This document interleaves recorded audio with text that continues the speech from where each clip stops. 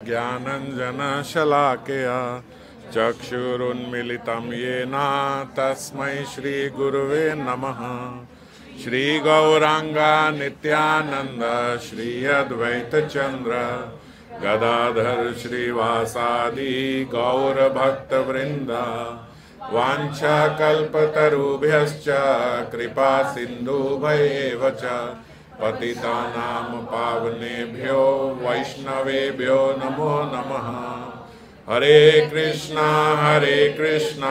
कृष्णा कृष्णा हरे हरे, हरे राम राम राम हरे हरे। तो श्री चैतन्य चरितामृत से हम लोग रामानंद राय संवाद पे चर्चा कर रहे हैं और सभी भावों की चर्चा करते हुए रामानंद राय जो हैं वो अब सबसे चोटी पे जो माधुर्य रस है उसकी चर्चा कर रहे हैं। और क्योंकि श्रीमन महाप्रभु ने शुरू में बोला था कि आप जिस भी तथ्य की चर्चा करेंगे, जो भी रस की चर्चा करेंगे, उसके पीछे शास्त्रों का विधान भी होना चाहिए। तो आप साथ साथ जैसे शास्त्रों का उदाहरण देते हुए चलना। कांत भाव की बात करते हुए श्रीमन महाप्रभु राधा रानी की कृपा की चर्चा कर रहे हैं और उस पे रामानंद राय जी ने पिछली बार बोला, एई प्रेमेर अनुरूप ना पारे भजिते अतैव ऋणी है कहे भागवते। इस पे हमने चर्चा करी थी कि भगवान श्री कृष्ण भी ब्रज में अपने जो भगवत गीता का उनका नियम है, ये यथामाम प्रपद्यन्ते तम तथैव भजामि हम, जो मेरा जिस प्रकार से भजन करता है मैं भी उसका उसी अनुरूप भजन करता हूं। परंतु जब बात किशोरी जी की आती है ब्रज में, तो श्रीमन महाप्रभु बोलते हैं, और किशोरी जी की नहीं समस्त ब्रजांगनाओं के प्रति श्रीमन महाप्रभु का ऐसा भाव है, भगवान श्री कृष्ण का ऐसा भाव है कि एई प्रेमेर अनुरूप ना पारे भजिते, आपके प्रेम के अनुरूप मैं भजन नहीं कर पा सकता। अतैव ऋणी है कहे भागवते। तो भगवान श्री कृष्ण श्याम सुंदर बोल रहे हैं, अतैव मैं सदा ऋणी रहूंगा आप ब्रजंगनाओं का, क्योंकि आपके अनुरूप में भजन नहीं कर सकता। आप जिस प्रकार अपने समस्त बंधु बांधव को छोड़ के मेरे पास आई हो भजन करने, मैं वो कार्य नहीं कर सकता। मैं ब्रह्मा के जीवन काल में भी आप लोगों की निष्प्रिया सेवा के ऋण को चुका नहीं पाऊंगा। स्वसाधु कृत्यम विदूष आयु अपिवह। ब्रह्मा की आयु भी अगर मुझे मिल जाए, यद्यपि भगवान तो जीवन मरण से परे हैं, परंतु क्योंकि वो नरलीला कर रहे हैं, इसीलिए श्रीमद् भागवतम में 10, 32, 22 में वो ऐसा श्लोक बोल रहे हैं कि यदि मुझे ब्रह्मा की आयु भी मिल जाए तब भी मैं आप लोगों का ऋण नहीं चुका सकता। क्यों नहीं चुका सकता? या मां भजन दुर्जर गेह श्रृंखला। आपने जो इतना दुर्जर, जो इतना मुश्किल कार्य था, क्या मुश्किल कार्य था? जो गृह श्रृंखला थी, जो हमारी गृहस्थ लोगों का गृहस्थ जीवन होता है, वो उसमें इस प्रकार बंधा होता है कि कुछ भी करके वो उसको नहीं छोड़ सकता। वो एक कारागार की तरह बंद है अपने इस गृहस्थ आश्रम में। तो वो बोल रहे हैं, या मां भजन दुर्जर गृह श्रृंखला। आपने जो है ये इतनी दुर्जर कार्य अपने समस्त ग्रह बंधों को तोड़कर मेरा भजन किया है, जिन्हें तोड़ पाना अत्यंत कठिन है किसी भी गृहस्थ व्यक्ति के लिए। पर आप उसको भी सारे बंधन को तोड़ के मेरे पास जिस प्रकार आई हो, ऐसा मैं कभी नहीं कर पाऊंगा। तो भगवान ने जो बोला ये यथामाम प्रपद्यन्ते, वो यहाँ वो नहीं कर पा रहे, इसीलिए वो बोल रहे हैं मैं सदा आपका ऋणी रहूंगा। फिर श्रीमद् भागवतम का एक बड़ा प्रचलित श्लोक रामानंद राय ने यहाँ बोला, अन्य राधिता तो नूनम भगवान हरि ईश्वरा यन्नु विहाय गोविंदा प्रीतो याम न यद रहा। ये श्लोक हम अच्छे से जानते हैं क्योंकि श्रीमद् भागवतम में कहीं शुकदेव गोस्वामी ने सीधे सीधे राधा रानी का नाम नहीं लिया। अन्य राधितो नूनम, बस ये एक जगह है जहां उन्होंने राधा रानी का इनडायरेक्टली वर्णन किया। क्यों वर्णन नहीं किया हम सब जानते हैं, क्योंकि शुकदेव गोस्वामी जो हैं ये वही शुक हैं जिन्हें किशोरी जी ने अपने हाथ में पकड़ के जितनी भी निकुंज की लीलाएं हैं वो सब स्वयं उनको सुनाई है।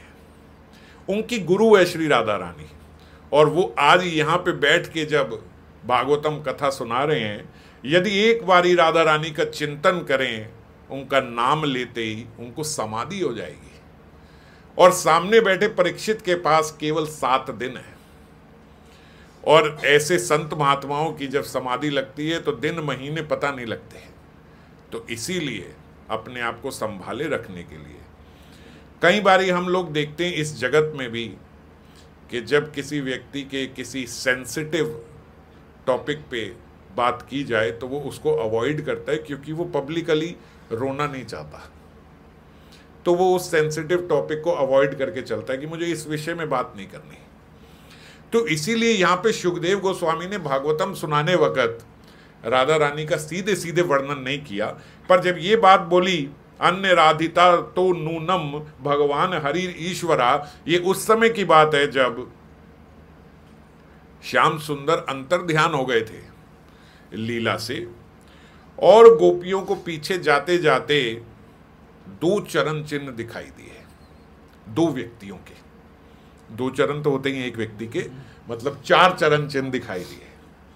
तो उन्हें ये लगा कि कोई एक ऐसी गोपी है हम में से जो अति भाग्यशाली है और जिसको श्याम सुंदर अपने साथ लेके गए हैं। अब क्योंकि उन्होंने ये नहीं जानती थी कि ये कौन लेके गई है, जब किसी व्यक्ति का नाम सामने आता है ना कि इसको लेके गए हैं, तो हमारा एक भाव आता है द्वेष का, इसको क्यों लेके गए हैं। पर जब हमें पता ही नहीं है किसको लेके गए हैं तो कोई द्वेष भाव नहीं, क्योंकि हमें पता ही नहीं कौन है। तो हमारा एक ऐसा भाव होता है कि वो कौन भाग्यशाली होगा जिसको श्याम सुंदर लेके गए होंगे, क्योंकि कोई पर्टिकुलर हम जानते नहीं है कौन है, पर ये देख पा रही हैं कि कोई है। ये श्लोक रामानंद राय बोल रहे हैं। ये श्लोक जो बोला गया है, इस श्लोक का अर्थ है, हे सखी, हम लोगों का परित्याग करके कृष्ण जिन गोपियों को एक गोपी को एकांत में लेके गए हैं, उन्होंने अवश्य ही ईश्वर श्री हरि की अधिक रूप से आराधना की होगी। अन्य राधितो नूनम भगवान हरि ईश्वरा, उन्होंने जरूर भगवान की कोई अन्य रूप से बड़े ज्यादा भजन किया होगा। इसका गूढ़ अर्थ यह है कि वे कृष्ण कांताओं की शिरोमणि है। तो इससे यह भी पता चलता है कि हम सबकी वो शिरोमणि है। ये गोपियां आपस में चर्चा कर रही हैं, भाई जब 300 करोड़ के करीब गोपियां हैं और केवल एक को लेके कृष्ण अंतर ध्यान हुए हैं और हम जानते नहीं वो कौन है, तो हम मानेंगे कि जरूर उसने हरि का ऐसा भजन किया है जो शायद हम नहीं कर पाए। अन्यथा हरि कन्हैया एक को ही क्यों लेके गए, तो जरूर उसने हम सबसे ज्यादा भजन किया, और हम सबसे ज्यादा भजन किया है तो ये तथ्य भी निकलता है कि वो हम सबकी शिरोमणि है। एक तरीके से वो हम सबसे ऊपर है जिनको वो लेके गए हैं, इसीलिए उनका नाम राधिका हुआ। शुकदेव गोस्वामी बोलते ये जो श्लोक है ये वो बोल रही हैं जो विपक्षा गोपियां हैं, जो राधा रानी की यूथ की नहीं है, क्योंकि सबसे पहले तो स्वपक्षा विपक्षा सारी गोपियां जो हैं वो कृष्ण को ढूंढने निकली। किसी को भी नहीं पता कि वो राधा रानी को लेके गई हैं, पर जो राधा रानी की यूथ की स्वपक्षा थी, जब उन्होंने चरण चिन्ह देखे तो वो तो समझ गई कि हमारी किशोरी जी को ही लेके गई हैं। तो जो नई पहचान पाई, इससे पता लग रहा है कि वो विपक्षा थी। और विपक्षा ने भी अपनी शिरोमणि उनको मान लिया कि वो जरूर कोई हमसे तो ऊपर है जिसको लेके गए। अब यहां पे श्रीमन महाप्रभु कहते हैं, प्रभु कहे आगे कहे सुनीते पाई सुखे, अपूर्व अमृत नदी बहे तुम्हार मुखे। एहो भाई एहो हाय नहीं, अब एहो भाई भी चला गया, एहो हाय भी चला गया। अब क्या बोल रहे हैं, आगे कहे सुनित पाए मुखे, आपके मुख से ये जो अमृत वर्षा हो रही है, अपूर्व अमृत, ये जो नदी बह रही है अमृत की बहे तुम्हार मुखे, ये बहुत आनंद दे रही है। और बताओ। और फिर श्रीमन महाप्रभु बोल रहे हैं, चुरी करी राधिके नील गोपी गणेण डरे, अन्य अपेक्षा हाइले प्रेमेर गढ़ता ना स्फुरे। मुझे एक बात नहीं समझ में आ रही राय कि आपने ये तो कहा कि वो शिरोमणि है राधिका, श्री राधा रानी जिनको वो लेके गए, पर मेरे मन में एक डाउट है। वो डाउट ये है कि वो उन्हें चोरी करके क्यों लेके गए, और अगर चोरी करके लेके गए तो इसका मतलब उनका जो बाकी गोपियां था, बाकी गोपियां थी, उनकी भी अपेक्षा है, उन्हें डर है। भाई देखो, अगर खुलेआम है इश्क तो सबके सामने लेके जाते हैं, पर चोरी करके लेके गए, इसका मतलब ये कि बाकी गोपियों से भी वो प्रीति रखना चाहते हैं और डरते हैं कि इनके सामने ना लेके जाऊं, इसलिए चोरी से लेके गए। थोड़े दिन बाद जो प्रेमिका होती है वो बोलती है, भैया सबके सामने मेरे से शादी करो, ये चोरी चोरी कब तक मिलोगे मेरे से, ये बात होती है ना। यही बात श्रीमन महाप्रभु कह रहे हैं कि ये मैं नहीं मान रहा हूं कि एकदम हेड है। अगर ऐसा है, अब ये देखो तथ्य साबित करने के लिए इस प्रकार का संदेह श्रीमन महाप्रभु भी उठा रहे हैं कि अगर वो सबकी शिरोमणि है तो सबके सामने हाथ पकड़ के लेके जाते, पर ऐसा ना करके वो चोरी चोरी छुपे छुपे लेके गए उनके। इसका मतलब वो बाकी गोपियों से या तो डरते हैं या फिर बाकियों की भी अपेक्षा रखते हैं कि भैया इनसे भी प्रीति बनी रहे, इसलिए ऐसे लेके जाओ। राधा लागी गोपीरे यदि साक्षात करे त्याग, तबे जानी राधाए कृष्णेर ग्राड़ अनुराग। समझ गए? गोपीरे यदि साक्षात करे, या तो साक्षात बाकी गोपियों का त्याग करके उन्हें लेके जाती है राधा रानी को, तबे जानी राधाए कृष्णेर गाढ़ अनुराग, तब मैं जानता कि कृष्ण का राधा रानी से गाढ़ अनुराग है। पर ऐसा तो हुआ नहीं। राय कहे तबे सुन प्रेमेर महिमा, त्रिजगते राधा प्रेमेर नाहि उपमा। अगर ऐसा है तो फिर सुनो किशोरी जी के बारे में, और यही वो सुनना चाहते हैं, इसीलिए उन्होंने बोला कि किशोरी जी के बारे में फिर और सुनो। अब आप सबसे पहली बात कि ऐसा क्यों किया श्रीमन महाप्रभु ने, मैंने आपको पहले ही इसका उत्तर दिया कि चोरी से इसलिए लेके गए क्योंकि यदि वो उनको दिखा के लेके जाते हैं, ऐसा नहीं है कि वो अन्य गोपियों की अपेक्षा रखते हैं, पर यदि वो दिखा के लेके जाते तो बाकी गोपियों का किशोरी जी के प्रति द्वेष भाव हो जाता। जब हमारे सामने एक नाम आ जाता है कि ये है, तो फिर हमारा द्वेष भाव हो जाता है कि इसको क्यों।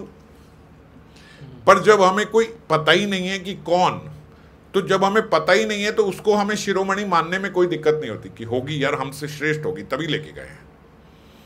और आपको पता लगे ये बिल्कुल मेरे साथ वाली, अच्छा इसमें ऐसा क्या था, फिर तो उसकी सारी बातें ऐसे हो जाती हैं, सारे गुण छुप जाते हैं। और जब पता ही नहीं है, हम भगवान को भी भगवान इसलिए मानते क्योंकि भगवान अभी यहां हमारे बीच है नहीं, वरना हम में और दुर्योधन में ज्यादा भेद नहीं है। दुर्योधन क्यों नहीं मान पाया? क्योंकि भगवान सामने है। अब जब सामने आया था तो आदमी ये भगवान, ये तो सामने बैठा है, ये कैसे भगवान। ये अच्छी बात भी है, जो लोग भगवान के अनुरूप हैं, जो लोग भगवान के परिजन हैं, जो भगवान से प्रीति रखते हैं, वो भूल जाते हैं कि ये भगवान है, तो भगवान को भी बड़ा आनंद होता है। पर जब कोई प्रतिकूल भाव से भगवान को भूल जाए कि ये भगवान है, दुर्योधन जैसे, तो फिर वो अपराध का अधिकारी बनता है। परंतु दोनों ही केसों में जब भगवान सामने होते हैं तो वह व्यक्ति ये याद नहीं रख पाता, ये जान नहीं पाता कि ये भगवान है। अगर भगवान अभी हमारे सामने है नहीं, हमें मिल नहीं रहे, बड़ा दुर्लभ हो रहा है, तो हमारी एक श्रद्धा है, एक हरि। और अगर ऐसे हो जाए कि हर हफ्ते हरि भी आते हैं, यहाँ बैठते हैं, यहाँ बैठे ही हैं, तो फिर जो है वो हमें हरि लगेंगे ही नहीं, क्योंकि अभी कुबुद्धि है, हमारी श्रद्धा की कमी है। थोड़ा श्रद्धा की कमी के कारण हम लोग फिर उनको जाने, इसीलिए बोलते कि पहले तथ्य जानना जरूरी है। जब एक बार वो जान लेते हैं, जब एक बार जो तत्वों की नींव है जब वो स्ट्रांग हो जाती है, फिर उसमें रस का महल बनता है। पर जब तत्वों की नींव नहीं होती तो फिर रस का महल टूट जाता है। तो यहां पे वो बोल रहे हैं कि इसीलिए वो गोपियों के सामने नहीं लेके गए, ताकि गोपियों को द्वेष ना हो जाए। एक बार मान ले कि हाँ ये है हमारी शिरोमणि, फिर उसके बाद उन्होंने दिखा दिया कि ये किशोरी जी है। और एक और उदाहरण राय रामानंद दे रहे हैं, गोपी गणेण रास नित्य मंडली छाड़िया, राधा चाई बने फिरे बिलाप करिया। वो बोल रहे हैं, मैं आपको एक और उदाहरण देता हूं, जो जयदेव गोस्वामी ने वसंती रास लीला के बारे में, ये जो हम श्रीमद् भागवतम में पढ़ते हैं, ये शारदीय रास लीला है। इसमें किशोरी जी मान करके, भगवान श्री हरि कृष्ण जो हैं वो अंतर ध्यान हो गए थे शारदीय रास में, जो हमने भागवतम में पढ़ी है। वसंती रास में किशोरी जी मान करके अंतर ध्यान हो गई थी। श्याम सुंदर वहीं खड़े हैं, उल्टा हुआ बसंती रास में। वहां कृष्ण अंतर ध्यान हो गए थे, यहाँ किशोरी जी चली गई। और किशोरी जी चली गई तो उनके जाने के बाद जब श्याम सुंदर ने देखा कि किशोरी जी तो यहाँ है ही नहीं रास लीला में, तो सबरी 300 करोड़ गोपियां खड़ी हैं, उनकी अपेक्षा करके वो वहां से कृष्ण चले गए, उनको छोड़ के चले गए। उन्होंने एक को भी नहीं देखा कि कोई क्या सोच रही है, कोई न क्या नहीं सोच रही है। जैसे ही देखा किशोरी जी ने, किशोरी जी के पीछे ढूंढने उनको चले गए। तो राय रामानंद कह रहे हैं एक ये भी उदाहरण है। अगर आप ये कह रहे हो ना कि वो उनकी नाराज ना हो जाए, वो उनसे भी उतनी प्रीति रखते हैं इसलिए चोरी छुपे ना, पहले चोरी छुपे इसलिए लेके गए कि ये स्थापित हो जाए कि ये शिरोमणि है। जब उस रास में स्थापित हो गया कि ये शिरोमणि है, तो फिर बसंती रास में और उसके बाद कभी उन्होंने किसी की अपेक्षा नहीं कर रखी। उसके बाद तो फिर अगर किशोरी जी नहीं है तो खुलेआम किशोरी जी के पीछे चले गए, वो बाकी सबको छोड़ के। और अब कोई बुरा नहीं मान रही, क्योंकि अब सबने मान लिया कि हम सबसे, और किशोरी जी का तो स्वभाव भी ऐसा है कि उनके स्वभाव के से, जैसे जब श्याम सुंदर अंतर ध्यान हुए तो देखा कि ये तो 4 फुट स्टेप्स है, तो किशोरी जी कोई इनके साथ एक सखी भी है जिसको ये लेके गई हैं। चलते गए चलते गए चलते गए, आगे जाके देखा तो किशोरी जी वहां पे मूर्छित अवस्था में लेटी हुई है। ओ, तब देखा ये तो दूसरी तो ये है राधा रानी, पर ये मूर्छित अवस्था में क्यों है। उनको उठाया।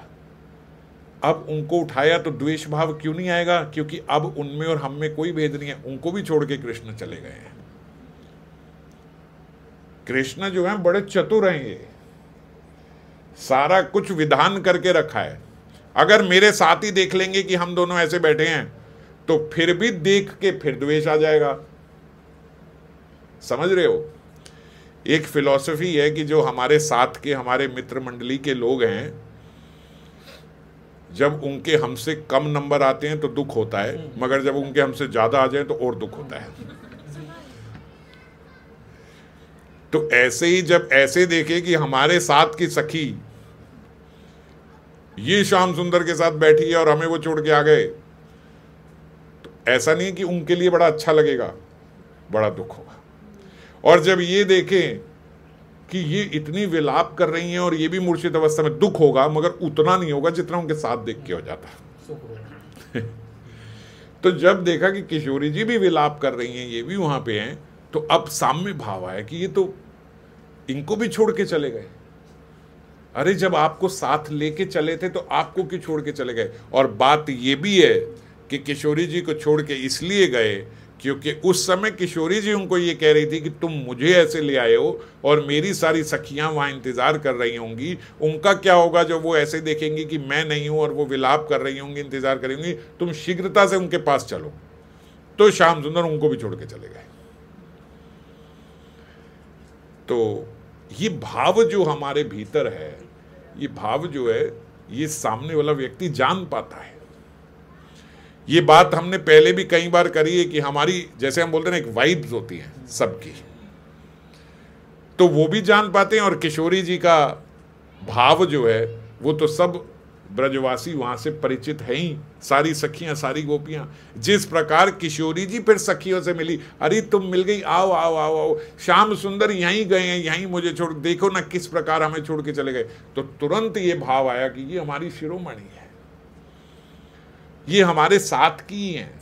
ऐसा नहीं है कि इनके भीतर ऐसे आया तुम्हारी वजह से वो मुझे छोड़ के चले गए, ऐसा भाव नहीं था उनके भीतर। प्रसन्न थी कि चलो तुम तो मिली, समझ गए। जब ये सारी ठीक से उन्होंने श्याम सुंदर, ये रचना ही अंतर्ध्यान होने की श्याम सुंदर ने इसीलिए करी थी इस लीला की, कि कई जो हैं उनके अंदर अभिमान आ गया है, कई गोपियों के अंदर, कि भाई ये देखो जिसको सब हरी हरी बोलते हैं वो मेरे हाथ के नीचे ऐसे, तो ये अभिमान भी हट जाए और किशोरी जी इनकी शिरोमणि है, इनके भीतर ये भाव भी स्थापित हो जाए। ये दोनों भाव लाने के पीछे ही ये सारी लीला की गई। ये सब बातें जो हैं ये सुन भर लो, अभी ना भी समझ में आए, धीरे धीरे धीरे धीरे किशोरी जी का क्या भाव है वो हमने कुछ तो राधा रस सुधा निधि से जाना भी है और कुछ आगे यहाँ पे भी और आगे बताएंगे। और श्रीमन महाप्रभु के भी जब हम चरित्र सुनते पढ़ते हैं तो किशोरी जी का भाव और पता लगता है, क्योंकि किशोरी जी का ही भाव लेके तो आए हैं श्रीमन महाप्रभु। वृंदावन जो है ये जाने का विषय नहीं है, ये पाने का विषय है। जाने का नहीं है, पाने का है, कि इसे कैसे पाया जाए। और जो चीज हम कहते हैं पाई जाती है उसे फिर कोई देने वाला भी होता है, उसी से तो पाई जाएगी। तो इसकी दाता कौन है जो हमें ये दे पाए? इनको देने वाली है किशोरी जी। उन्हीं की उपासना से हमारे भीतर ये भाव आएगा, और जब ये आएगा तब हम ब्रज भाव से ये सारी गोपियों का, कृष्ण का, रास लीला का, विरह का, मिलन का, ये आस्वादन का रस हमारे भीतर आएगा। वृंदावन में कौन है? एक बारी एक संत महात्मा बता रहे थे, बोले देखो ब्रज के बारे में, बोलते देखो ऐसा है, ये सब ब्रज जो है आज ब्रज में 4-5 लाख आदमी वृंदावन के भीतर होगा। सब इधर उधर से, सब पर्यटक भी और भक्तगण भी, घूमने के लिए, देखने के लिए, दर्शन अभिलाषी, ज्ञानी भी और सब प्रकार के जिज्ञासु भी, भक्त भी, सब वहां पे इकट्ठा हो जाते हैं। तो वो संत महात्मा बोलते कि देखो ब्रज जो है ना वो जाने का नहीं, वो पाने का विषय है। अगर आज गोलोक में अटेंडेंस लगे, जैसे स्कूल में अटेंडेंस लगती है, स्कूल में अटेंडेंस लगती है, नाम लिया जाता है, तो जो व्यक्ति बोलता है प्रेजेंट मैडम, यस मैम, तो उसकी अटेंडेंस लग जाती है। जो तन से वहां पे है, बच्चे का मन है या नहीं है, लेकिन वहां बैठा है, अटेंडेंस लग जाएगी। बोले ब्रज का ये हिसाब नहीं है। अगर आज गोलोक में अटेंडेंस लगाई जाए कि ब्रज में कितने हैं, तो ब्रज के भीतर लोग तो 5 लाख हैं, अटेंडेंस में आएंगे 5000। और 5000 में से बोले जो लोग ब्रज के अंदर बैठे हैं यहां वृंदावन में, उन 5000 में से केवल 1000 लोग वो हैं जो ब्रज के वृंदावन में बैठे हैं। उनमें केवल 1000 लोगों की प्रेजेंट लगी है। बाकी 4000 बोले कहीं बॉम्बे में है, कहीं दिल्ली में है, कोई राजस्थान में, कोई कनाडा में है, कोई पेरिस में है। कहां कहां हो सकता है? क्यों? क्योंकि तन का नहीं, यहां पे प्रेजेंट उसकी लगती है जो मन से वहां पे है,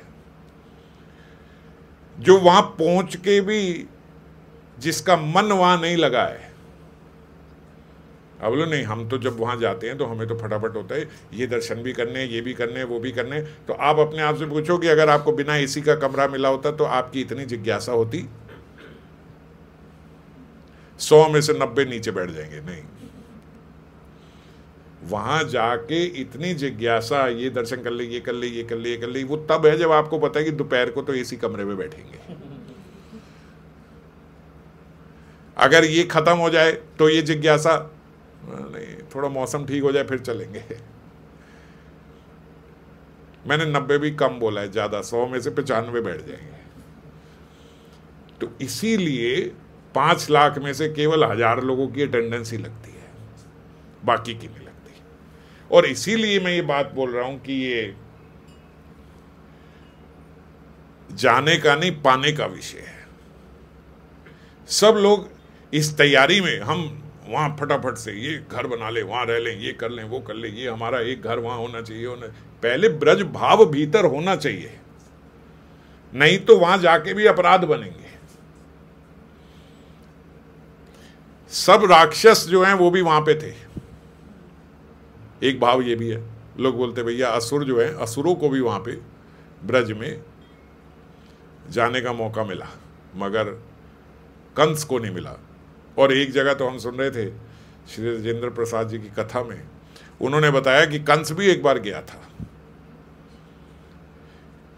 जब उन्होंने सब असुर भेजे, भाई सब के सब फेल हो गए, कुछ नहीं कर पाए, नारद जी उनके पास पहुंचे। नारद जी कौतुकी हैं, वहां पहुंचे, कंस को बोला, कंस तुम सब अपने असुरों को भेज रहे हो कृष्ण के पास, और वो कन्हैया जो है उसकी शक्ति बैठी बरसाना में, तुम उसको मारने के लिए भेजते हो, और वो उसकी शक्ति है, जब तक उसकी शक्ति को खत्म नहीं करोगे ना, तब तक ये कन्हैया तुम्हारे सबरे राक्षसों को ऐसे ही मारता रहेगा।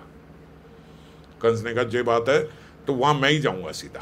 जब मुख्य काम होवे तो बंदा कहता है भाई मैं ही पहले सीधा पहुंचता हूं। हाँ हाँ, तो बोले तुम जाओ बरसाना में। बरसाना में जो राधा रानी है वो ही पीछे से उनकी सारी शक्ति है, और उन्हीं की शक्तियों से वो सबरे असुरों को मार रहा है। कंस जो है वो बरसाना पहुंचा, और बोलते जैसी बरसाना में कंस ने एंट्री ली, ओ कंस ने अपने आप को देखा तो गोपी देह बन गया।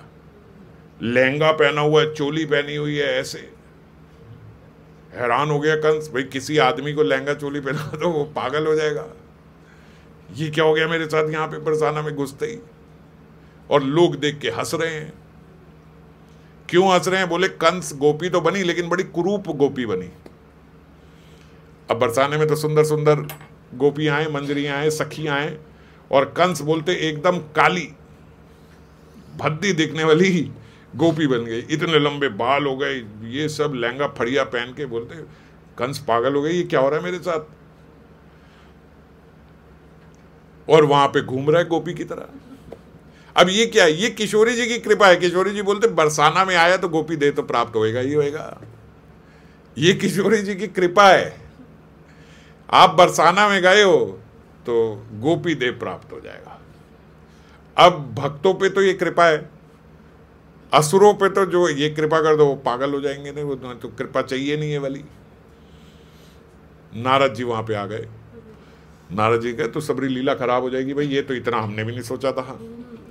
नारद जी वहां पहुंचे, कंस ने बोले क्या हालत कर दी मेरी, क्या बना दिया मेरे को, मुझे एक बार यहां से निकालो, मैं भैया बाहर से ही देखता हूं कैसे करूंगा, यहां आके मेरे से नहीं हो पाएगा, यहां तो मेरे से कुछ हो ही नहीं रहा। मेरा मन करता है गोबर के कंडे बनाऊं, दीवार पे लगाऊं, ये क्या हो रहा है मेरे साथ।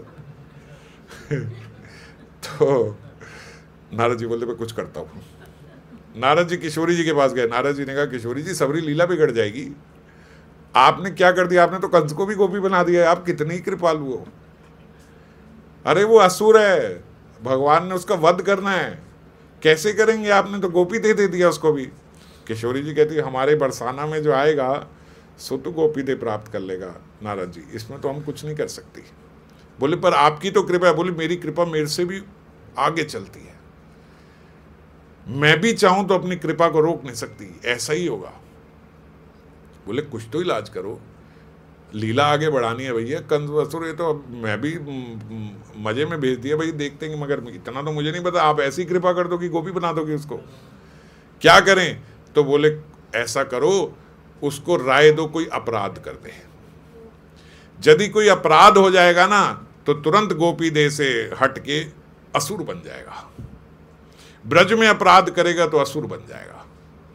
अब वो तो असुरी बनाना चाहते। बोले क्या अपराध करे? बोले कुछ भी कर दो।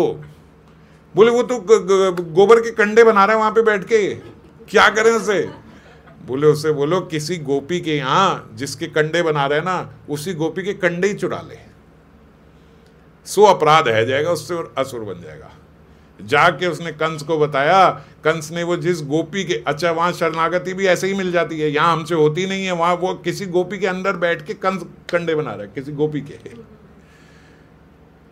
नारद जी ने कहा ये इसके जो कंडे हैं ना, ये चोरी करके भग लो और दूसरी गोपी को बेच दो। वो वहां से भागा, उसके लेके दूसरी को जैसे ही बेचा वैसे ही असुर देह प्राप्त हुए, बरसाने से बाहर हो गया कंस। भैया अब ना आऊंगा यहाँ पे, मैं आइडेंटिटी क्राइसिस हो गया मेरा, तो मैं क्या था क्या रह गया। तो कहने का तात्पर्य ये है कि हम क्या क्या अपराध नहीं करते। अनाधिकारी होके जब हम ब्रज में पहुंच जाते हैं तो क्या क्या अपराध हमसे नहीं, और इतना छोटा सा अपराध भी वहां पे जो है असुर दे देता है। कंस के लिए जो कृपा कंस को प्राप्त हुई, हम तो वो कृपा चाहते हैं, पर हमसे क्या अपराध नहीं होते होंगे। आप देखो कि छोटे से अपराध से भी असुर बन जाते हैं। तो इसीलिए अति सावधान रहना होगा ब्रज में जाने के लिए, और वो सावधानी हर क्षण रह नहीं सकती। वो तभी होगा जब हम ब्रज भाव को समझ जाएंगे।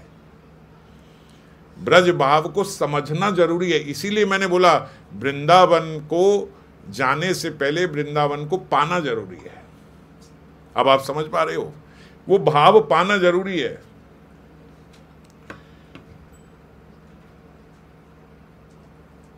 अधिकतर लोग तो इसी बात पे अटक जाते हैं कि भैया आप किशोरी जी की बात करते हो। आज मुझे एक बता रहे थे ये आदि कि इनकी क्लास में है, वो भी कंठी पहनती है, सब पहनती है, और माता पिता भी भक्त हैं। तो बोलते, वो कहते जब कृष्ण की इतनी सारी गर्लफ्रेंड थी तो मेरा बॉयफ्रेंड क्यों नहीं हो सकता। इस प्रकार के तत्व जो हैं वो लोग देते हैं। भैया किशोरी जी से शादी क्यों नहीं कर ली? क्या कमी आ रही थी? 16,108 कर ली, 109 कर लेते। क्यों नहीं शादी करी किशोरी जी से? हम किसी के भी भीतर ये प्रश्न उड़ जाते हैं। तो महात्माओं का वहां पे कहना है कि अच्छा बताओ विवाह किससे होता है? विवाह उससे होता है जो आपसे विलग हो, आपसे अलग हो। विवाह करके बोलते एक हो गए, और बोलते श्याम सुंदर और किशोरी जी में कोई भेद ही नहीं है तो कैसे विवाह करें? वो तो दोनों हैं ही एक, केवल लीला के लिए ही तो दो हुए हैं। किशोरी जी प्रतिबिंब है श्याम सुंदर की, समझ गए? तो इसीलिए हम अपनी शूद्र बुद्धि से अरे विवाह, अरे वो एक ही हैं। आपने किसी को देखा है फेरे ले रहा है अकेला? अपनी ये वो बांधी, वो क्या जो पकड़ाते हैं, वो ऐसे हाथ में पकड़ी और पकड़ के अकेले फेरे ले रहा है? नहीं होगा ऐसे। तो किशोरी जी और श्याम सुंदर में कोई भेद नहीं है, वो एक ही हैं, लीला करने के लिए दो हैं। तो क्या विवाह करें? तो विवाह उससे होता है जो विलग होता है, अलग है, उससे विवाह होगा। समझ गए हो? तो इसीलिए हमारे भीतर बड़े ऐसे प्रश्न आते, क्योंकि ब्रज भाव जाने नहीं हम, इसीलिए ये अपराध करते हैं। हमें ब्रज के बारे में पता ही कुछ नहीं। कुरुक्षेत्र में हमने पहले भी कितनी बार इस इंसिडेंट की चर्चा करी है। जब कुरुक्षेत्र में ही ग्रहण लगा था, सब ब्रजवासी जो हैं वो वहाँ पहुँचे, द्वारका से रानियाँ जो हैं वहाँ पहुँची। सब लोग ब्रज के जो ब्रजवासी हैं उनसे मिलना चाहते थे। विशेष रूप से जो श्याम सुंदर की द्वारकाधीश की जो रानियां हैं वो मिलना चाहती थी किशोरी जी से। भाई क्या हैं वो? हम 16,108 रानियां मगर श्याम सुंदर को कभी देखती हैं तो सिसकते हुए राधा राधा राधा नाम ले रहे होते हैं। वो राधा कौन है? अब देखो, इनके भीतर भी ईर्ष्या भाव नहीं है, किशोरी जी के प्रति शिरोमणि भाव क्यों है? क्योंकि देखे नहीं है कभी। बस ये देखा है कि ये राधा राधा राधा, जब भी कभी देखते हैं तो कृष्ण के एक दो अश्रु भी बह गए और किशोरी जी का नाम ले रहे हैं राधा। ये राधा कौन है? और वो राधा जो कभी आई भी नहीं, ऐसे भी नहीं कि भाई द्वारका पहुंच गई, वो भी कभी नहीं आई, तो कोई ऐसा खराब भाव है भी नहीं उनके प्रति, बल्कि मिलना चाहती हैं। तो रुक्मणी जी जो हैं वो सब बाकी रानियों को लेके, जिन जिन की तीव्र इच्छा थी, बहुत सारी रानियों को लेके किशोरी जी के शिविर में गई कि राधा रानी को देखें एक बार कौन है। और जब वहां गए तो जैसे ही देखा वो बैठी हुई हैं, आधी से ज्यादा रानी तो उनको देख के मूर्छित हो गई। आए क्या सौंदर्य है! वो सौंदर्य देख के मूर्छित हो गई। रुक्मणी जी जैसे तैसे ऐसे खड़ी हैं और बोल रही हैं, आप राधा रानी हो? नहीं नहीं नहीं, मैं तो उनकी दासी हूं। हैं? दासी इतनी सुंदर है? सब रानियों को उठाए, उठो, ये किशोरी जी नहीं है, उठो, ये राधा रानी नहीं है, ये तो उनकी कह रही कोई दासी है। वो कह रही किशोरी जी तो अंदर बैठी हैं। उन्होंने रानियों को जो कुछ उठ पाई, कुछ उठ ही नहीं पाई, उनका सौंदर्य देख के मूर्छित हो गई। उन्होंने बोला इनको छोड़ो, जो और आप भी चल पाओगी ना, आगे देख पाओगी अब उनको, क्योंकि जो आदमी एकदम मूर्छित हो जाए वो बड़ी मुश्किल से खड़ा हो तो वो बोलता मैं तो नहीं देखूंगा, मैं रहने नहीं देता हूँ।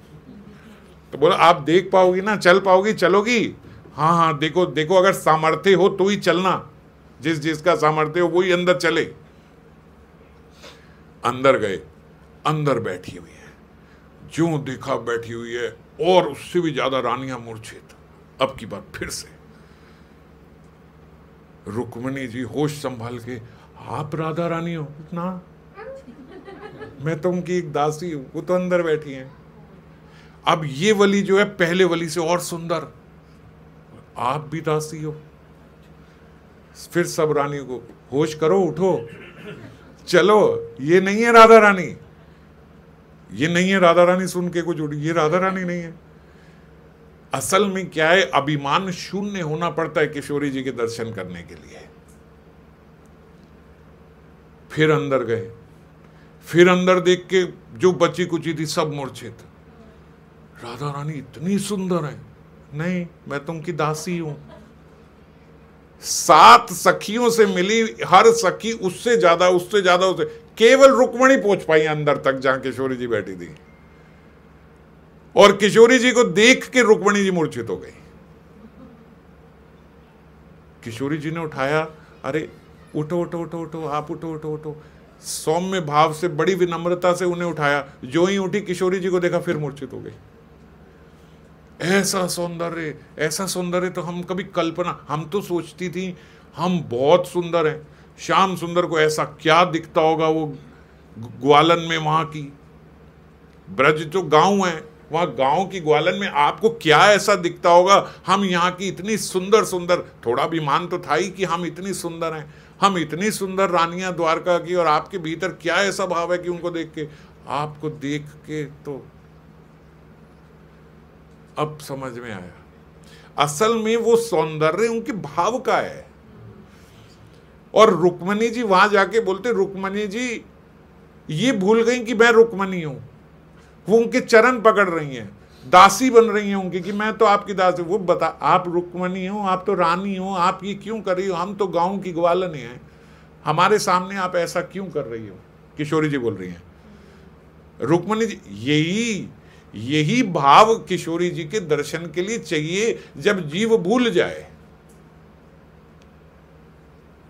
वृंदावन कहां है? वृंदावन यहां भी उपस्थित है, पर वो भाव कौन पा पाएगा जो कुछ समय के लिए भूल जाए कि हम कहां हैं। अगर थोड़ी देर बाद, महाराज यार बहुत लंबा लंबा लेने लग गए हो बाप, तो फिर नहीं दर्शन होंगे। थोड़ी देर के लिए भूल जाए हम कहां हैं, घंटे डेढ़, अच्छा हाँ, ऐसा हो जाए। ऐसा जब किसी के भीतर होता है तब किशोरी जी के दर्शन कर पाता है। किशोरी जी के दर्शन सब जगह हैं वृंदावन में। श्याम सुंदर जो बांके बिहारी जी है, निकुंज बिहारी, उनके यहाँ दर्शन हैं। राधा रमण जी के समक्ष दर्शन है और राधा वल्लभ जी के यहाँ दर्शन है, पर हमें दिखते नहीं। तो हमारे जैसों के लिए ही वहां पे उन्होंने गादी बनाई हुई है किशोरी जी की। राधा रमण जी के यहाँ बैठी है ना, तो दिखना ही नहीं है, गद्दी है, ऐसे कर रही है। ये गद्दी क्यों लगाई है? किशोरी जी के लिए नहीं, आपके और मेरे लिए। क्योंकि तुम मंद बुद्धि हो, तुम्हें किशोरी जी के दर्शन होंगे नहीं, तो तुम्हें ये बैठी किशोरी जी, ठीक है, राधा रानी साथ हैं कृष्ण के, तुम्हें इतनी समझ में आती है ना। नहीं तो किशोरी जी के दर्शन राधा रमण जी में भक्तों को होते हैं, राधा वल्लभ जी में भक्तों को दर्शन होते हैं। इसीलिए मैंने एक बार बात बताई थी कि उनके बाम अंग में किशोरी जी की गुत लगाई जाती है। श्रीनाथ जी में दर्शन होते हैं, किशोरी जी के हाथ ऐसे हैं और श्याम सुंदर ऐसे खड़े हैं। ये फोटो भी ऐसी है।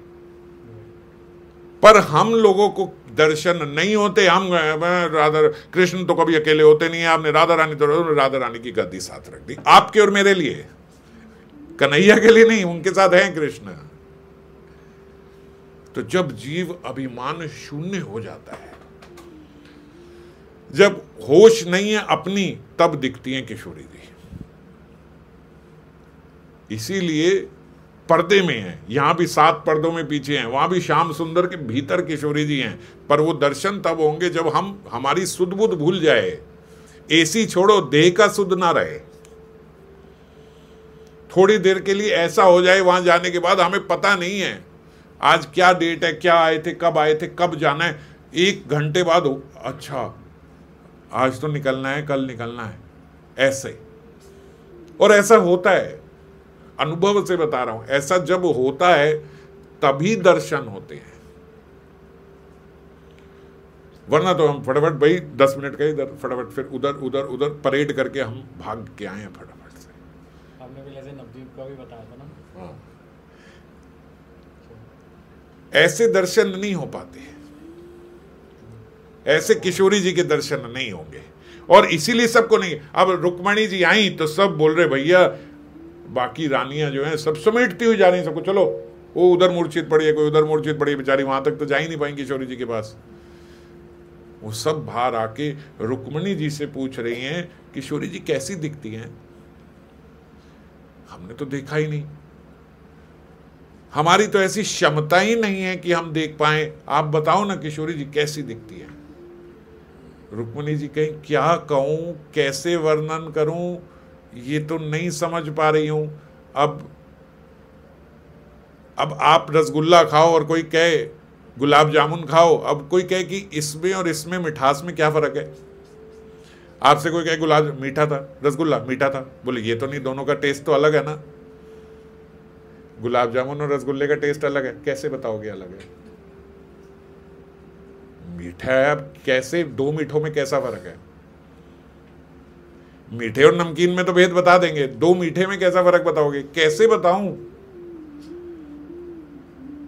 तो थोड़ा विचार करके रुक्मणी जी बोलती कि जब श्याम सुंदर शाम को आते हैं संध्या के समय और पौड़ जाते हैं, लेट जाते हैं, थोड़ा लूज हो जाते हैं, उनके केश जो हैं थोड़े खुले हुए हैं, श्रृंगार जो है हटा हुआ है। जो दर्शन करते ना हम लोग, जब शयन दर्शन करते वो एक अलग ही चमकते। आजकल तो रोज शयन दर्शन जैसे गोविंद देव जी के भी मैं भेजता हूं, तो एक अलग ही आभा है उस दर्शन का, आनंद है। तो बोले कन्हैया जब शाम को आते हैं तो खुले हुए थोड़े बाल हैं, वैसे बंधे हुए नहीं हैं, पगड़ी थोड़ी हटी हुई, थोड़ी सी धोती खुली हुई, लूज हुई, अलसाए हुए, रस में, आनंद में, हल्का सा मुस्कुराते हुए, ऐसे कन्हैया को गौर वर्ण कर दो ना तो किशोरी जी दिखेंगे। कितनी सुंदर, बोले मैं वर्णन नहीं, बस श्याम सुंदर का ही एक प्रतिबिंब है। अगर उनको गौर वर्ण कर दो, थोड़ा और श्याम सुंदर में रस भर दो, थोड़ा और आनंद की लहर जब उनके भीतर हो, जब एकदम अलसाए आलस और रस और हल्की हल्की मुस्कुराहट। क्योंकि क्या है, श्याम सुंदर थोड़े चतुर शिरोमणि हैं, एकदम स्मार्ट, सब पता है, इधर क्या हो रहा है, इधर क्या हो रहा है, पीछे क्या हो रहा है मेरे, ये भी पता है। ऐसे नहीं, जब पूरे केवल रस से भरे हो, तब उनका जो गौर वर्ण अगर कर दिया जाए ना, तो थोड़ा समझ पाओगी कि किशोरी जी ऐसी दिखती है।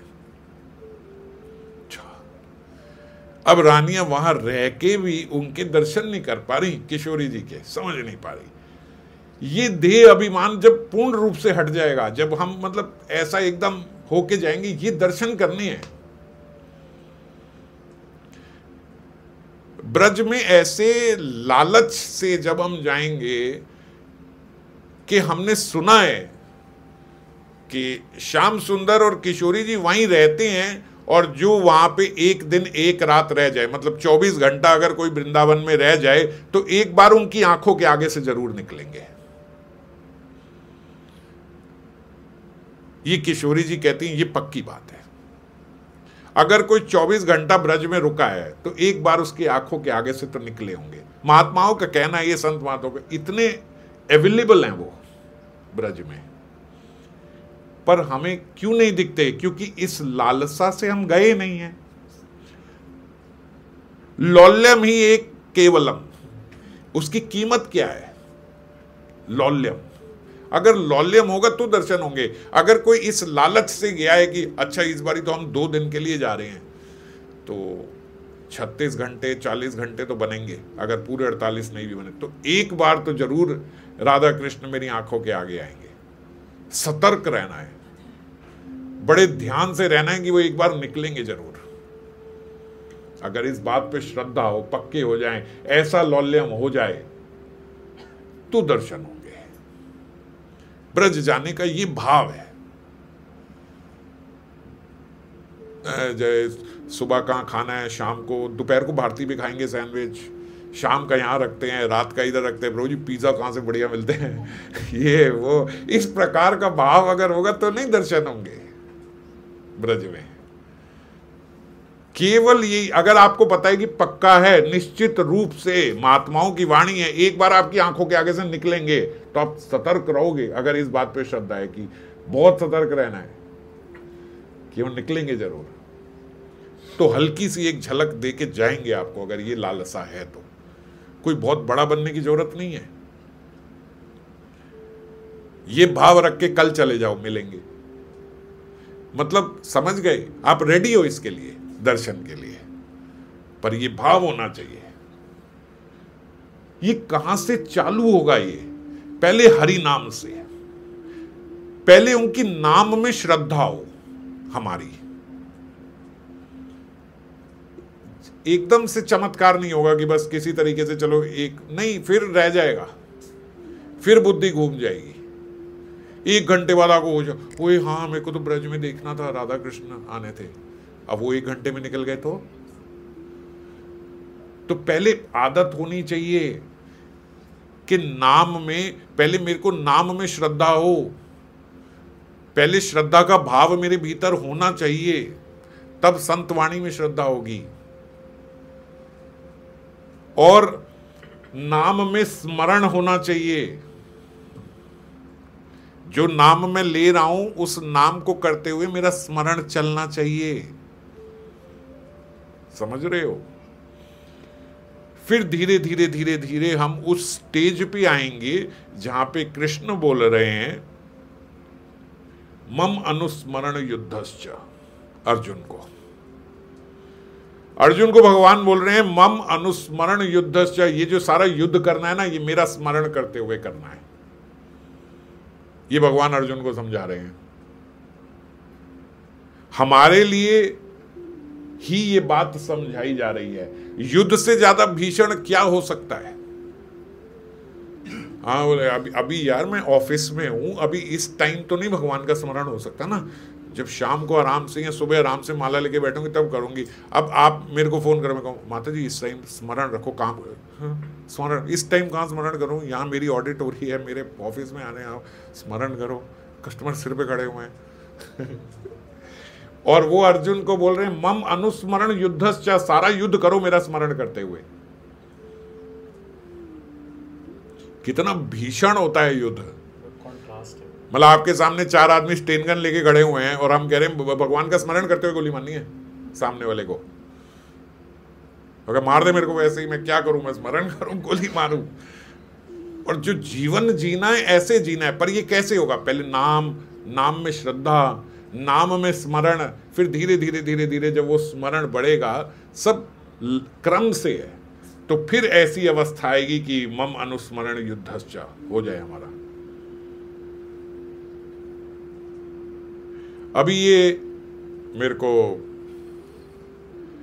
ये कल माधव एक स्टोरी सुना रहा था, इसने कहीं वो यूट्यूब में कहीं देखी होगी, तो बोल रहा है कि जैसे हम लोग चर्चा कर रहे थे रामायण पे, वो बोल रहा है कि ये आपको पता है विभीषण जो है ना, जब वो राजा बन गया तो एक असुर जो है उसने विभीषण को बोला मैं आपके राज्य में नहीं रुकूंगा, मेरे को तो रावण ही हमारा राजा था, मुझे वही प्रिय है, तो मैं आपके राज्य के अंडर नहीं रहना चाहता। उन्होंने कहा चले जाओ। बोले मेरी समस्या ये है कि हम जहाँ रह रहे हैं ना लंका में, वहाँ आसपास सारा पानी है और मुझे तैरना वैरना आता नहीं है। मैं चाहता तो हूँ मैं यहाँ से निकलना, मगर मुझे तैरना नहीं आता। विभीषण जी ने बोला ठीक है, अगर आप हमारे राज्य में हमारे अंडर नहीं रहना चाहते हो, मैं आपको ये लिख देता हूँ। वो उन्होंने लिख दी पर्ची बना के, उससे बोला ये हाथ में पकड़ लो और ये हाथ में पकड़ के सीधे चलते जाओ, तुम डूबोगे नहीं पानी में। जैसे चलते हो जमीन पे वैसे चलते हुए चले जाओ। वो असुर जो है वो चला गया, हाथ में वो पकड़ा और चला जा रहा, पानी में डूब नहीं रहा। असुर ने बोला ऐसा क्या दे दिया, मैं कह रहा हूं कि इस राजा के अंडर नहीं रहेंगे, पर ये तो बात है इसमें, ऐसी बात तो शायद रावण में भी नहीं थी। ऐसा क्या इसने कर दिया, मेरे हाथ में क्या पर्ची दे दी कि मैं पर्ची लेके चलता चला जा रहा हूं, मैं डूब नहीं रहा हूं पानी में। जो ही पर्ची खोली, पर्ची में लिखा श्री राम है, ये श्री राम लिखने तो डूब गया वो वहीं पे। अब प्रश्न ये उठता है कि जब तक नहीं पता था तब तक वो चलता चला जा रहा है, राम नाम काम कर रहा है, और जब उसने पढ़ लिया श्री राम तो फिर क्यों डूब गया? क्योंकि नाम में श्रद्धा नहीं है।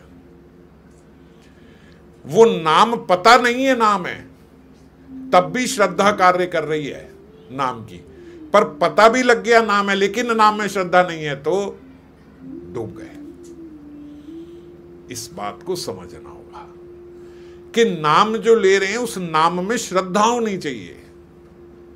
नाम नामी अभिन्नत्वम, भगवान मुझसे अलग नहीं है, वो सदा मेरे पास है, हर समय मेरे साथ है। ऐसी नाम में श्रद्धा होनी चाहिए हमारी। और नहीं है तो फिर तो पढ़ भी लिया श्री राम, खोल लिया, फिर डूब गए, और जब तक नहीं पता था तो तब तक राम नाम काम कर रहा था।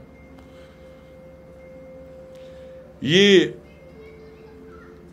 एक और कथा मैंने सुनी थी नाम पे ही। एक बोलते राजा थे, राजा हंसध्वज, और हंसध्वज के पुत्र थे सुधन्वा।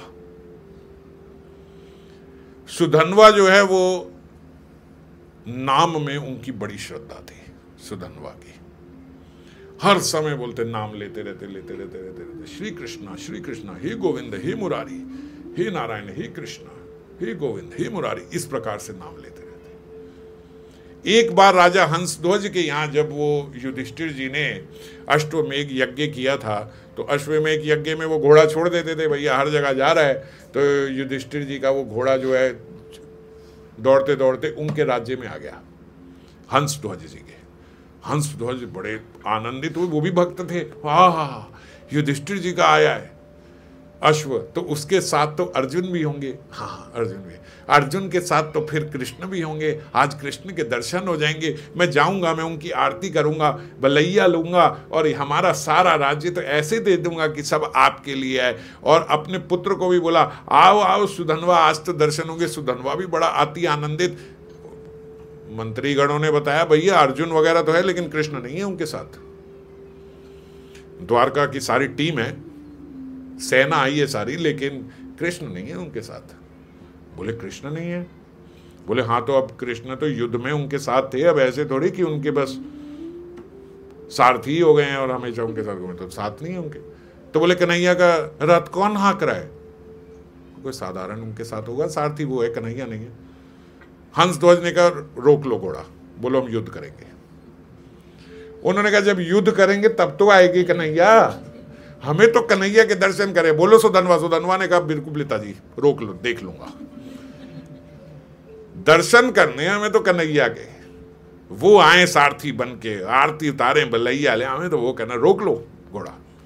उन्होंने जो है, बोलते राजा हंसध्वज ने वहीं पे ऐलान कर दिया कि फटाफट से जितने सैनिक हैं सब के सब हमारे राज्य के आ जाओ, सब तैयार होके आ जाओ। सुधनवा को भी बोला फटाफट से होके आओ जल्दी से। और एक बड़ी कढ़ाई रख दी, कढ़ाई के अंदर खौलता हुआ तेल, और बोला कि घंटे के अंदर जो तैयार होके यहां पे नहीं पहुंचेगा उसको इस तेल में डाल दिया जाएगा।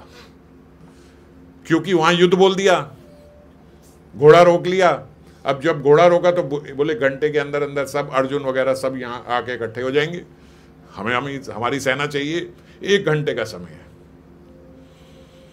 सुधनवा जो है वो अपनी, अभी बड़ी युवावस्था में थी, अभी अभी विवाह हुआ था, अपनी माता के पास गए। बोले माता, आज मुझे कृष्ण के दर्शन हो जाएंगे, जिनका नाम ले लेके मैं जी रहा था, आज मुझे उनके साक्षात दर्शन होंगे, पर युद्ध है और वो सामने है, तो बचूंगा नहीं आज, ये भी पक्का है, पर उनके दर्शन पाके जाऊंगा। माता ने कहा तू उनके दर्शन पाके जाएगा तो हमारी 21 योनियां तर जाएंगी और उन्हीं के पास जाएंगी, मैं तुझे रोकूंगी नहीं, जा।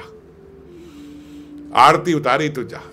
अब सुधनवा जानते कि आज वापिस तो आऊंगा नहीं, लेकिन दर्शन हो जाएंगे, बड़ा प्रसन्न है। पत्नी से मिला, पत्नी ने कहा मैं जानती हूं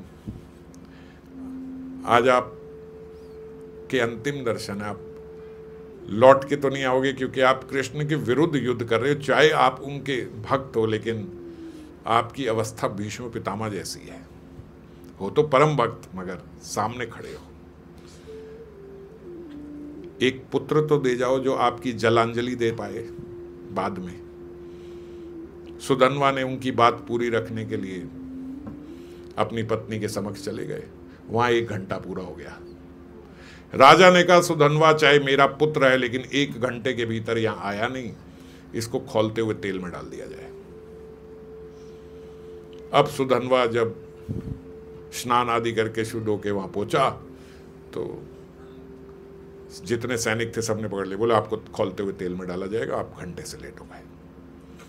सुधनवा ने कहा ये क्या हो गया भाई, मैं तो कृष्ण के दर्शन करके मरना चाहता था, ये मरना तो आज था ही, मरने का दुख नहीं है, वो तो आज सोच लिया था आज मरना है, पर ये कैसी मृत्यु होगी। हे कृष्ण, हे कन्हैया, ये क्या लीला हो रही है? ऐसे खोलते हुए तेल में मरूंगा, आपके बिना दर्शन के मरूंगा, मरने का डर नहीं है, मरना तो था ही मुझे। बोले एक बार पिताजी से भेंट तो करा दो। पिताजी के पास गए तो वहां पुरोहित थे, उनके शंख और लिखित, ये 2 पुरोहित थे, नाम था उनका। वो शंख और लिखित वैसे ही बड़ा चिढ़ते थे सुधनवा से। तो राजा हंसध्वज ने बोला कि भाई इन्होंने हमारी आज्ञा का उल्लंघन तो किया है, 1 घंटे से लेट आए हैं, मगर आप बताइए क्या करा जाए। पुरोहित ने कहा भैया रूल है सबके लिए, यदि इनकी जगह कोई सैनिक होता तो इतना विचार विमर्श नहीं होता, सीधा उसको डाल दिया जाता खोलते हुए तेल में, इस कढ़ाई में इसको डाल दिया जाए खोलते हुए तेल में। और राजा को बोला कि अगर आप नहीं डालोगे तो फिर पक्षपात का आरोप आप पे भी लगेगा। पुरोहित है। राजा ने कहा नहीं, मैं ऐसा नहीं करूंगा। अब सुधनवा बड़ा उदास हुआ कि ये क्या हो रहा है, पर ठीक है, अगर कन्हैया को यही मंजूर है, ऐसी ही मृत्यु देनी थी तो ऐसी ही सही। कृष्ण कृष्ण कृष्ण हे मुरारी हे गोविंद करते हुए कढ़ाई में बैठ गए। खौलता हुआ तेल है, कढ़ाई में बैठे हुए हैं, कृष्ण कृष्ण कृष्ण कृष्ण नाम लिए जा रहे हैं। सब लोग चकित हो गए, भैया इतना खौलता हुआ तेल ये आराम से बैठा हुआ है, कुछ हो ही नहीं रहा इसको। 10 मिनट 15 मिनट आधा घंटा हुआ, राजा ने कहा क्या हो रहा है ये इतने खौलते हुए तेल में कैसे बैठा हुआ है, तेल गर्म भी है कि नहीं। अब जो पुरोहित थे वो चिढ़ते तो थे ही, उन्होंने बीच में एक नारियल फेंका कि देखे नारियल का क्या होता है भैया। ये जो ही नारियल मारा, नारियल एकदम फट गया उस गरम तेल से, भुर्जी बन गई। और वो जब उन्होंने डाला तो 2-4 छींटे उनके सिर पे आई, यहाँ फफोले बन गए इतने मोटे। ओए भैया तेल तो बहुत गर्म है। पर ये कृष्ण कृष्ण कृष्ण करता हुआ पीछे बैठा हुआ आराम से, कुछ हो ही नहीं रहा इनको, कोई जल नहीं रहा, कोई लाल नहीं हुआ, कुछ नहीं, आराम से चल रहा है। 1 घंटा बीत गया, जो शंख और पुरोहित थे वो नतमस्तक हो गए। बाहर निकाला गया सुधन्वा को, बाहर निकाला गया तो नाम लेते लेते लेते लेते शंख और पुरोहित जो चिढ़ते थे उनसे शंख को लेके नतमस्तक हो गए। सुधन्वा, हम तो तुझे बड़ा साधारण और भावुक समझते थे, तू तो बहुत बड़ा भक्त है रे, और तेरे प्रति हमने इतना अपराध किया, इतना अपराध किया। अब वो जो पुरोहित हैं आज वो ऐसे हो गए कि उन्होंने छलांग मार दी कि हम मर जाएंगे, हम ये दे त्याग देंगे, हम नहीं रहेंगे, तेरे प्रति इतना अपराध करा हमने, इतने बड़े भक्त के प्रति। उन्होंने कढ़ाई में छलांग मार दी। जो ही कढ़ाई में छलांग मारी तो फिर वो कृष्ण कृष्ण कृष्ण नाम लेते लेते लेते लेते उनको भी बचा लिया। वो भी नहीं जले, उनको बाहर निकाला। पैर पड़ गए वो उनके कि भैया तेरे दर्शन हो गए, आज तेरे कारण हमें लगता है कि हमारा उद्धार हो जाएगा। राजा हंसध्वज ने बोला भैया वहां सेना आ रही है, ये हमारा मुख्य सेनापति हो गए, अब चलो। अब सुधन्वा जो है वो सेनापति बनके वो वहां पे पहुंचे, और वो सुधन्वा जो है वो भी बड़े कुशल थे। बोले तीरबाजी में कृष्ण कृष्ण नाम लेते हुए ऐसे ऐसे ऐसे सारी छन्नी कर दी उनकी सेना। अर्जुन आया, अर्जुन ने कहा भैया जाना पड़ेगा, ये तो कोई। और जो ही गए तो बालक सुधन्वा को अर्जुन ने एक टंकार अपनी उसकी करी गांडीव की, और उसको बोला ए बालक सावधान, अब तेरा सामना अर्जुन से होने वाला है, ये अपना बच्चापन खत्म कर और सावधान हो जा, मेरे सामने तुझे चेतावनी दे रहा हूं। अर्जुन ने बोला। सुधन्वा ने बोला एक बात बताओ, कन्हैया कहाँ है, कृष्ण तुम्हारे सारथी वो नहीं है साथ में। अर्जुन ने बोला तो अपने काम से मतलब रख और सावधान रह। बोले मैं ये कह रहा हूं अर्जुन कि आज तुम्हारे पास तुम्हारा वो सारथी है नहीं ना, तो तुम भी वो अर्जुन नहीं हो। ये समझ लेना कि तुम्हारे अंदर जितनी शक्ति थी ना वो उस सारथी के कारण थी जो कृष्ण तुम्हारे आगे बैठे हुए थे। आज वो तुम्हारे पास है नहीं, इसलिए इतनी बुलंद आवाज में बोलने की जरूरत नहीं, आवाज नीचे। अर्जुन ने कहा बच्चा सा है मेरे सामने ऐसे बोल रहा है, इसको बताऊं।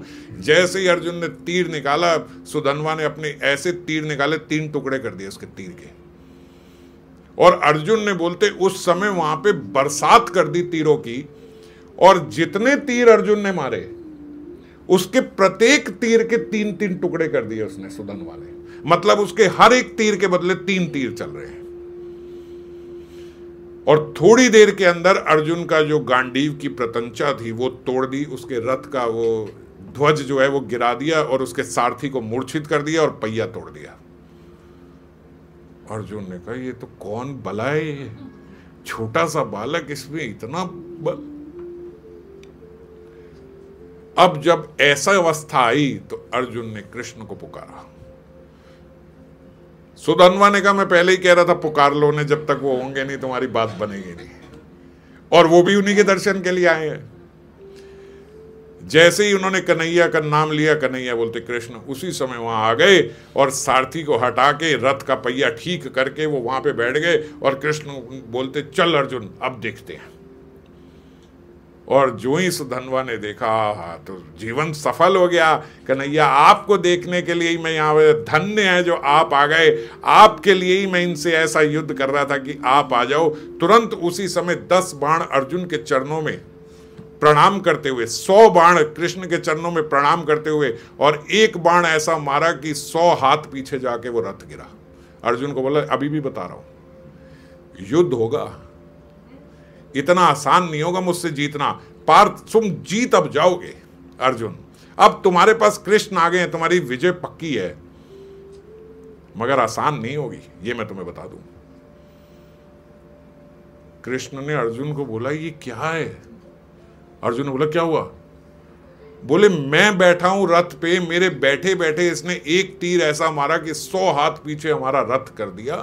अर्जुन जरा सावधान हो गए, और उसको देखो वो सामने सुधन्वा, वो अर्जुन को बोल रहा है कि अब तुम्हारी विजय पक्की है, डरना मत, अब जितना डरना था डर चुके तुम पहले, अब और मेरा भी जीवन सार्थक हो गया जब मैं कृष्ण को देख पाया हूं साक्षात। भाई जिनका नाम लेते हैं साक्षात, उनके आज दर्शन हो गए, बोले सार्थक हो गया, अब लड़ो।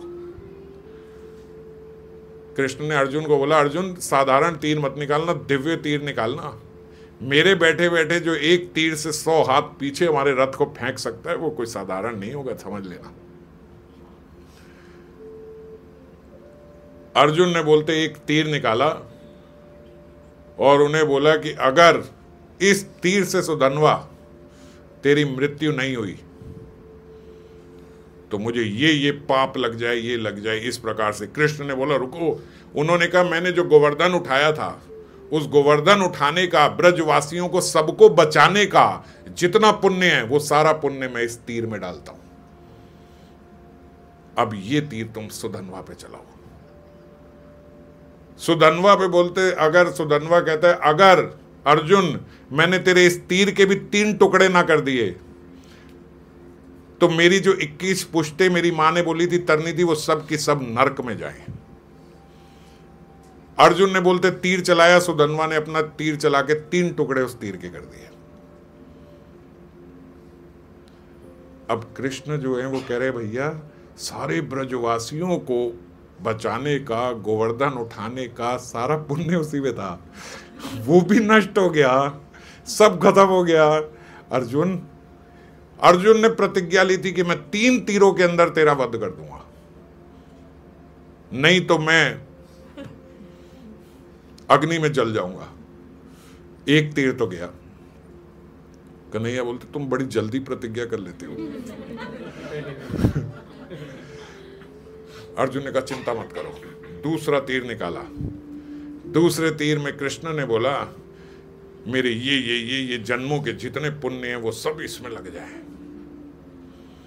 और उन्होंने काल का आह्वान किया और काल को तीर पे बिठा दिया अर्जुन ने, और साक्षात काल को बिठा के सुधन्वा को बोला कि इस तीर से तू बच के देगा। सुधन्वा बोलता अगर इसके 3 टुकड़े ना कर दिए तो शिव को प्रति द्रोह करने का पाप मुझे और मेरे समस्त परिवार को लगे। चलो। काल बैठा हुआ उस तीर में, कृष्ण कृष्ण बोलते हुए सुधन्वा ने तीर चलाया, अर्जुन के तीर के 3 टुकड़े कर दिए। काल भी कुछ नहीं बिगाड़ पा रहा है, भगवान खुद सामने बैठे हैं, अपने अवतारों के सारे पुण्य उसमें डाल रहे हैं, कुछ नहीं कर पा रहे। नाम का ये बल है, और ये आज कृष्ण दिखा रहे हैं कि मैं हूं और दूसरी तरफ मेरा नाम है। और देखो क्या है, अब अर्जुन का रंग फीका पड़ गया, आखिरी तीर रह गया है। अर्जुन ने आखिरी तीर निकाला, ब्रह्मा जी की स्तुति करके ब्रह्मा जी को वहां बिठाया तीर पे, काल की फिर स्तुति करके काल को आगे बिठाया, और भगवान कृष्ण ने बोला मेरे राम जन्म में पूरे राम अवतार के जितने पुण्य हैं वो समक्ष पुण्य इसमें आ जाए। और कृष्ण बोलते अब चलाओ, अब नहीं बचेगा ये। सुधन्वा बोलता अगर इसके 3 टुकड़े ना करे तो मेरे समेत सारा परिवार हमेशा के लिए, अनंत काल के लिए नरक में जले, मारो। और जो ही कहते अर्जुन ने तीर छोड़ा, अब अर्जुन का भी लास्ट है। इसके बाद अर्जुन कह रहे कि मैं अग्नि में जल के राख हो जाऊंगा जीते जी। और जो अर्जुन ने तीर छोड़ा, सुधन्वा ने छोड़ा, सुधन्वा ने 3 टुकड़े कर दिए उस तीर के। और बोलते 3 टुकड़े करने के बाद आखिरी टुकड़ा जिस पे काल बैठा था वो सुधन्वा की गर्दन में लगा और उसकी गर्दन कट गई। दोनों की बात रह गई। और जब सुधन्वा की गर्दन कटी तो मुस्कुराता हुआ तब भी उसके मुख से नाम निकल रहा था। कृष्ण जो है वो साक्षात वहां पहुंचे, सुधन्वा का शीश जो है अपने हाथ पे उठाया और उनके पिता हंसध्वज को दिया जब तक वो नाम ले रहे थे कटे हुए सिर से, और हंसध्वज को बोला इनका ठीक से जो संस्कार आदि है वो आप करना, रोना मत, ये मेरे धाम पहुंच गया है, ये गोलोक पहुंच गया है, इसको प्राप्ति हो गई है, ये अब मुझसे कभी अलग नहीं हो सकता, ये सदा सदा के लिए मेरे पास हो गया। तो ऐसा भक्त जो है वो शोक करने लायक नहीं है, उत्सव करके इसका संस्कार करना। ऐसा सुधन्वा का अंत हुआ। बचा तो लिया अर्जुन को भगवान ने, लेकिन ये दिखा दिया कि नाम में कितना बल है। जिस व्यक्ति की नाम में श्रद्धा है उसके आगे कोई कुछ नहीं है, साक्षात हरि भी नहीं, कोई कुछ नहीं, मतलब साक्षात हरि भी उसका कुछ बिगाड़ नहीं सकते, हालांकि बिगाड़ना चाहते भी नहीं, लीला कर रहे हैं और लीला के माध्यम से बता रहे हैं कि नाम में कितना बल है। तो यही हमारी जब नाम में श्रद्धा होती है, ऐसी नाम में जब हमारी श्रद्धा बने, ऐसा नाम में जब हमारा चिंतन बने, तब हम धाम को पा पाते हैं, तब हम किशोरी जी के स्वरूप को जान पाएंगे। अभी हम सुन रहे हैं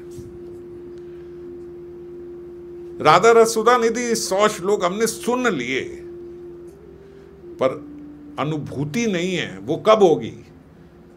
जब नाम में श्रद्धा होगी, जब श्रद्धा से वो लौल्यम उत्पन्न होगा, तब किशोरी जी के साक्षात वो दर्शन होंगे।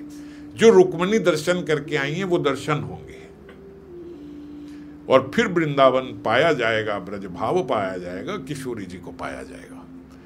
तो इस भाव को और सुदृढ़ करने के लिए आपके पास 1 सप्ताह और है, अगले सप्ताह और किशोरी जी के बारे में फिर आगे चर्चा करेंगे। जय राधे।